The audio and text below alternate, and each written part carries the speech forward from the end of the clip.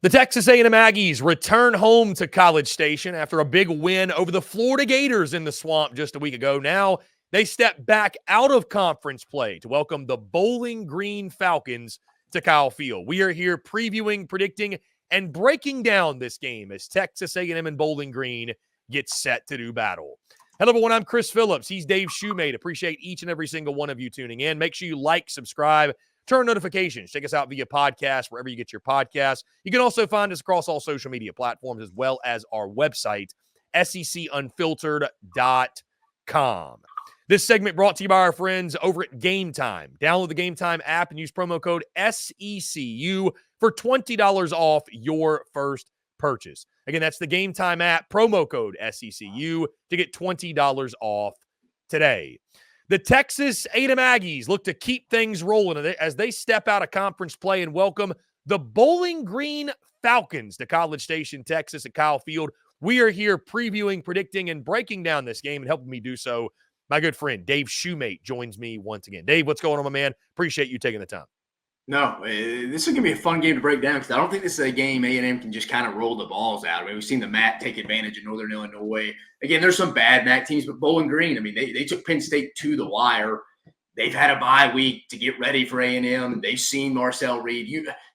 This was, again, A&M could end up being an 8-9 win team. I don't even know if they compete for the college football playoff. I mean, it's a conversation for another day. But this would be massive for a Bowling Green Falcon team. You know they prepared for this like they were preparing for the national championship the last 2 weeks. It's interesting they put a bye week before A&M there because you figured they'd want to do that in some kind of conference play from that kind of standpoint. But, yeah, I mean, this is a game that you had a big win. You ended the road losing streak going back to Missouri in 2021. How focused is the team? And again, I think these games are harder than ever for coaches to get their teams ready. Again, with the lack of the unknown, people get comfortable, complacent. We got Arkansas. Then Missouri comes to town right after this. We got the midst of SEC play.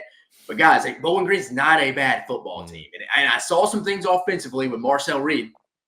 While I do think you roll with him, I do think Connor Woodman's the better overall quarterback. I do think Marcel Reed fits this system better. But I do see some things. They're not going to be able just to go off zone read the whole time. Like for whatever reason, Ron Roberts and Austin Armstrong wouldn't adjust to that. And I was with A&M and Conklin. Stick to what's working. But I think there is going to be a DC. It's going to be like, no, we're going to make this guy pass. He may beat us, but we're going to find out.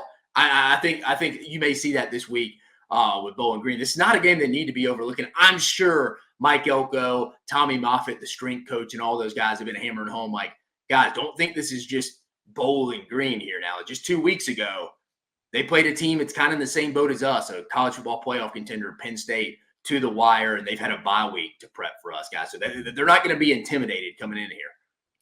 Dave, a 7:30 p.m. Eastern time kickoff on Saturday night on SEC Network Plus at Kyle Field in College Station. A&M in this game is a 23.5-point favorite. The over-under set at 52.5. And, Dave, this is the first ever meeting between these two schools. Have never squared off on the gridiron. You mentioned the Bowling Green Falcons. They are 1-1 with a win over Fordham. And then you mentioned it, that loss to Penn State. That was a one-score game. And Bowling Green was leading a lot of that game. So, very, very close. They were very close to pulling off the shocker in week 2. Would have been a shocking upset there in Happy Valley. They're scoring 34 points per game, allowing 25.5 points per game. Dave, this name stuck out to me. I was like, where have I heard this name before? Their QB1 is Connor Bazelak, the former Missouri Tiger and Indiana Hoosier. I was like, why is that name so familiar? Forgot he was at Missouri. So, Connor Bazelak, starting quarterback for Bowling Green. Terrion Stewart, their RB1. Dave, he's averaging 11.5 yards per carry. Has 3 touchdowns on the year. Harold Fannin Jr., Malcolm Johnson Jr., the top targets on the outside at wide receiver.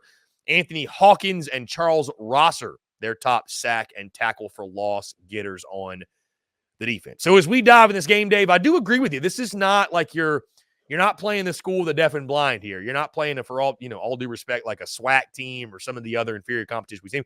I mean, Bowling Green's a team that they're going to come in fired up, ready to go. They just took Penn State to the wire. They're probably coming in, Dave, thinking, hey, we could do the same to Texas A&M. Now, will they do that? We're going to talk about it. But you mentioned the matchup, Dave. Let's dive into it.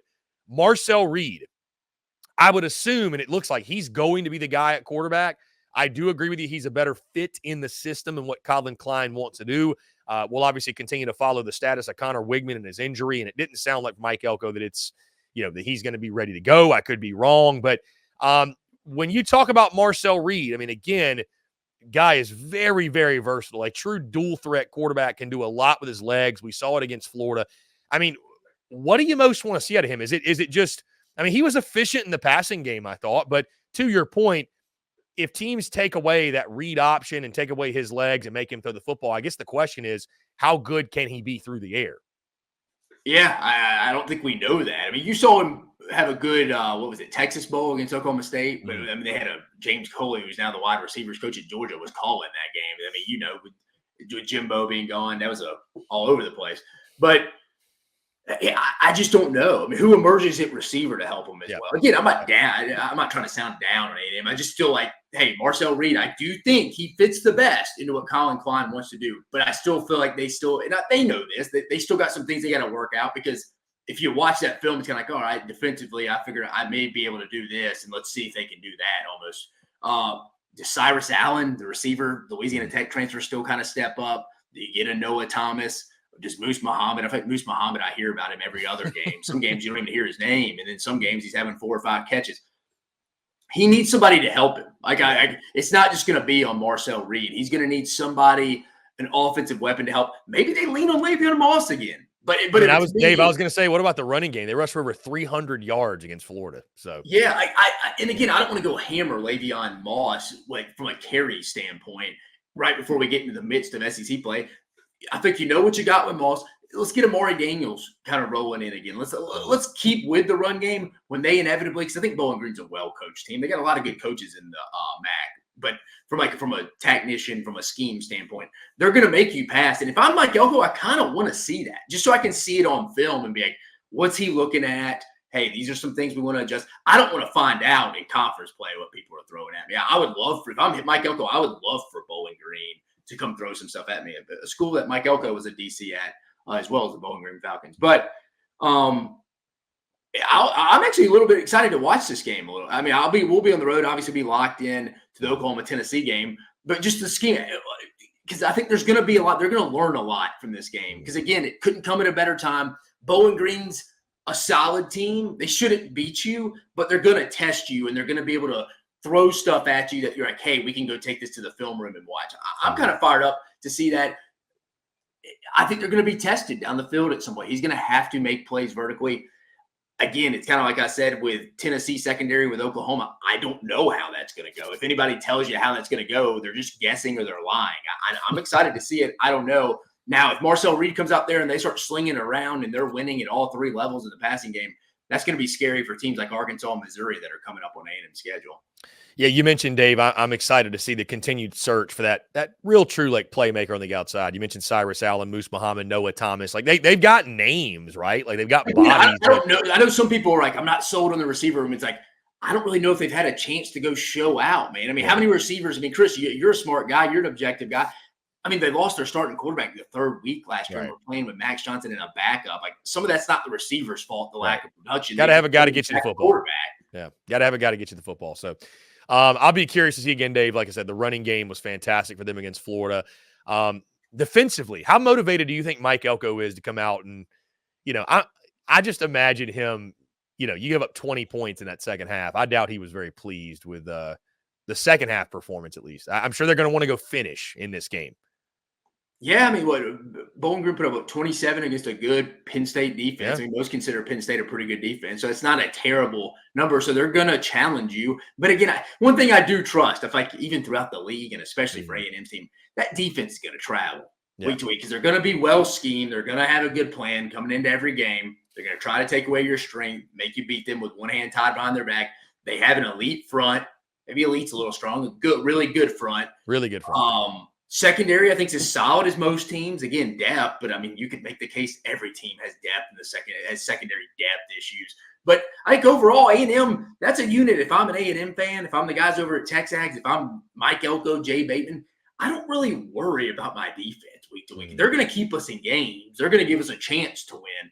A&M's ceiling is going to be determined by the offense, but I think the defense is going to go out there and do their things. I mean, you're inevitably going to give up some explosive plays on the ground and run in today's college football. Too much of a spatial game, but they're going to I think similar, around 20, 24 points is what Bowling Green's going to score. I mean, I think A&M is as good a defense as you can ask in today's college football. Yeah. Yeah, it's, like you mentioned, I'm high on the defense too. I mean, they've got studs all over the place. That front seven is lethal, and I mean, defensively, I think, like you said, Mike Elko's never fielded a bad defense. I don't expect that to start, obviously, with the talent he's got in College Station. Dave, let's lock in some predictions for this one. Again, it's not going to be, it's not the headliner of the weekend, like you mentioned. We're going to be locked in watching Oklahoma, Tennessee at 7:30 or so Eastern time, but this is one to keep an eye on. Again, like you mentioned, there's some things we can learn. It's Bowling Green is not a team out here without a pulse.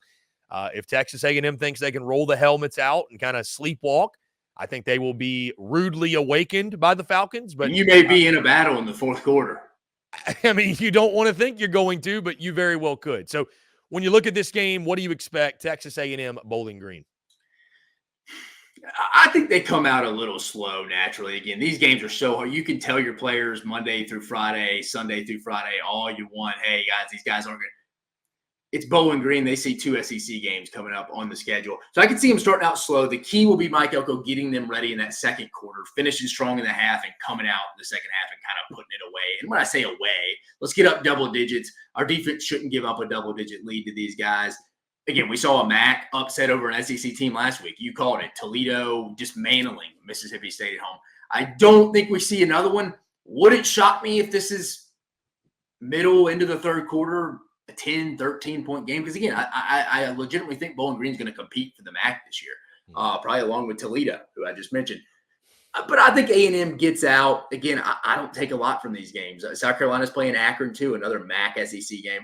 I don't judge these games between conference games. Just get out of here, get healthy. Again, you need to play well though. If you're Texas A&M, because Bowling Green's a solid team, but really get healthy. Let's find some things Marcel Reed likes in our game. I hope if I'm Mike Elko and Con, they show us some different looks so we can get it on film for the future. So I'm excited about that. I think A&M gets out of here with a win. Let's call it 34-17. I don't think it's some massive blowout. But I think it's in that 34-17 range just because where it is on the schedule. Bowling Green's had a bye week.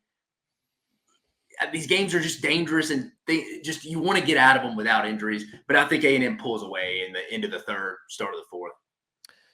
It's a good pick, Dave. I think I'm right around there with you. I do think that, again, there could be some, dare I call it, uncomfortable moments early in the game. It's just not going to be your non-conference layup blowout.